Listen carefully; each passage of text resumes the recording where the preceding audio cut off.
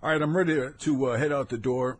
I got a couple of serious things I got to talk to Johnny Rods about today.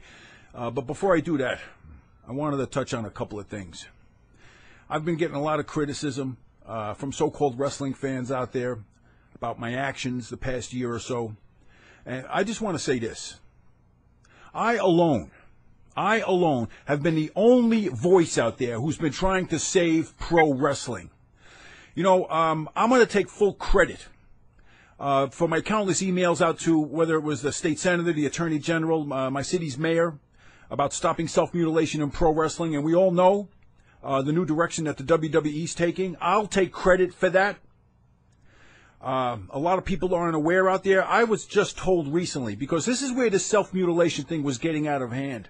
Now, I'm not going to name names, but I was told that there was somebody out there during the heyday of this extreme wrestling who wanted to be the first professional wrestler to be crucified. He wanted to be crucified. He literally wanted his hands and feet nailed to a cross. This is how far, how it was getting disgusting. It was getting out of hand. And I was the only person who was going out there notifying everybody, telling everybody, and if I had to, and what I did was I was even standing outside Madison Square Garden, letting everybody know, making everybody aware of how out of hand this was getting, with all these young kids doing this backyard wrestling crap, hurting themselves.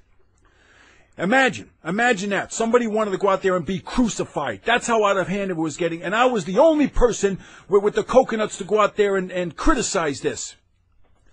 I was the only person who wanted to put a stop to the sexual exploitation of women.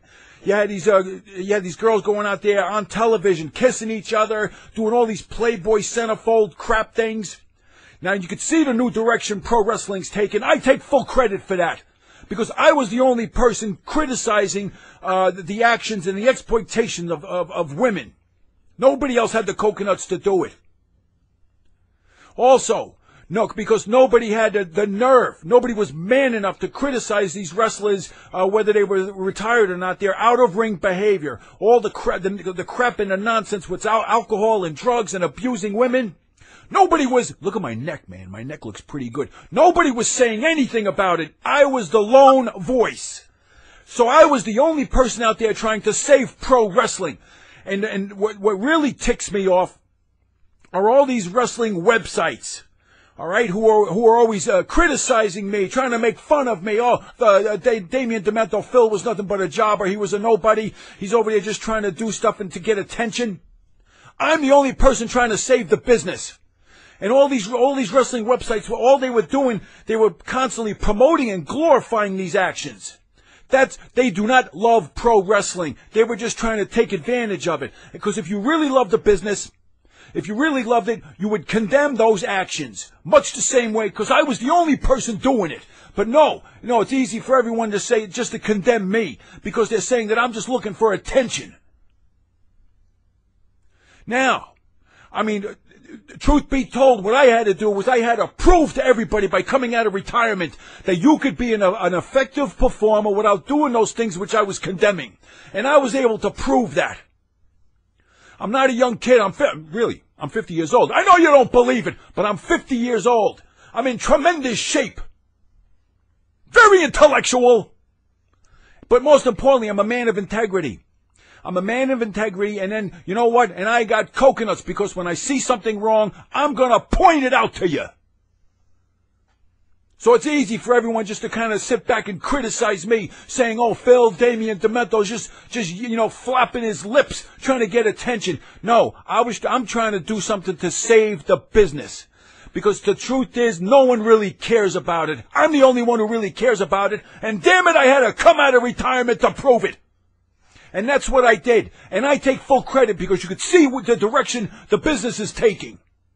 So it took somebody, it took an individual, me alone, somebody with integrity, somebody with character, to go out there and talk about these things, because nobody else, the truth is, nobody else had the nerve to do it. Whether or not they're under someone's thumb, whether or not they're on payroll and they don't want to jeopardize their job. But you know something?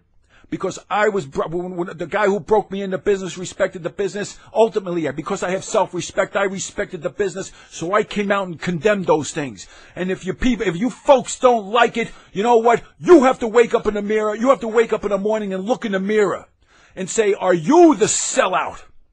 Are you just, are you the one who had to put your morals aside because you're getting a paycheck? And you didn't want to come out and talk about these things that were going on. You know something?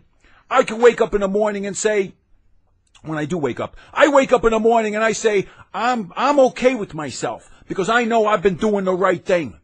And sometimes you gotta get the attention of everybody, and that's what I was doing. Whether it was through tongue-in-cheek comedy, whether or not it was through satire. Some of you people are just so stupid you can't figure it out. Whether or not I did it by ranting and raving, you know what? I garnered a lot of attention. I was able to do that on my own. I didn't need a multi-billion-dollar industry to do this. And hopefully, it's obvious. It's obvious that the industry listened to me because you could see the direction it's going in. So I'm real happy. I'm real happy for those people that are being honored by being put into Pro Wrestling Hall of Fame. I'm really happy for them. But you know something?